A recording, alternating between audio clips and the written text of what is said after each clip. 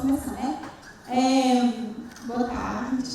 Já estou todo mundo com fome, né? Mas vão ter que me ouvir um pouquinho.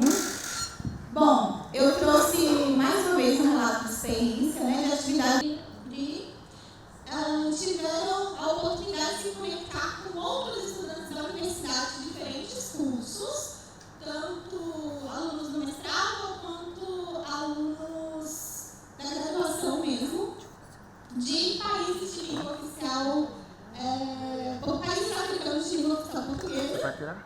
Inicialmente, eu recebi a minha disciplina e aí eu fiquei pensando em propósitos, em tarefas, em projetos, o que eu poderia fazer para fazer essa disciplina que era escrita em português ser mais interessante e vir de uma forma diferente. Então, quando eu cheguei no gênero pessoal, era baseado em gêneros textuais, né? Então, quando eu cheguei no gênero entrevistas, eu tive essa ideia, né, de conectar esses alunos que falam português com os alunos que estão aprendendo. Então, aí o meu objetivo principal é criar um espaço de diálogo e troca de experiências entre estudantes da UFRJ, que é a minha universidade. Como objetivos específicos, a gente tem usar a língua portuguesa na sua pluralidade, em habilidades linguísticas, né? Expressão oral e escrita, em compreensão oral, explorar as semelhanças e diferenças culturais, promover uma interação e compreensão entre diferentes comunidades e conhecer mais sobre histórias pessoais, tradições e perspectivas, né, dos nossos entrevistados. Então, esse projeto está bem conectado, né, com a competência intercultural.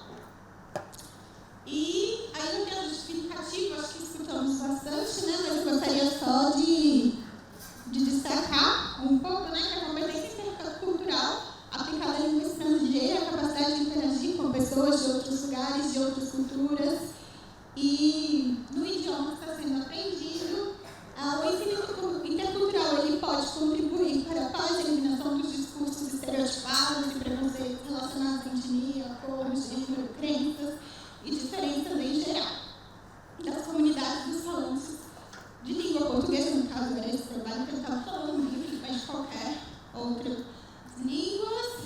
E acho que vamos pular diretamente para o trabalho, porque eu acho que é o mais interessante aqui, já que todos estudamos aí bastante, né, a competência intercultural esses dias e ficou toda a vida. Então, no contexto da Universidade de São José, o curso que a gente trabalha no nosso departamento é o Estudos em Tradução Português, Chinês. O módulo é escrito em português, é o segundo ano. Então, esses alunos eles têm um nível bem variado, porque tem alunos que entram no curso já sabendo português. Eu tenho, por exemplo, uma brasileira que nasceu em Macau, mas que tem o português como língua de herança. Mas também eu tenho um chinês que nunca teve contato com o português e que começa junto com essa brasileira que fala, e também com nascidos em Macau, que estudaram português nas escolas. Então, assim, é um contexto bem variado, mas é isso que a gente tem e é isso que a gente trabalha. Então, normalmente, nosso aluno ali tem, é o esperado, mais ou menos, o A2, B1, nesse ano, né, no início do segundo ano. E eu já apliquei esse projeto 2 vezes. A primeira vez, né, foi quando eu entrei, então eu fiz assim, só como uma atividade, só quero que eles trabalhem, né, e se conectem, legal, vamos fazer. E aí, eu pensei o que isso poderia gerar. E aí, já no segundo, a gente já fez de uma forma mais estruturada, então eu vou mostrar para vocês, né, a diferença do primeiro ano para o segundo e o terceiro que a gente vai fazer esse ano. Então, nessas 2 turmas, nós tivemos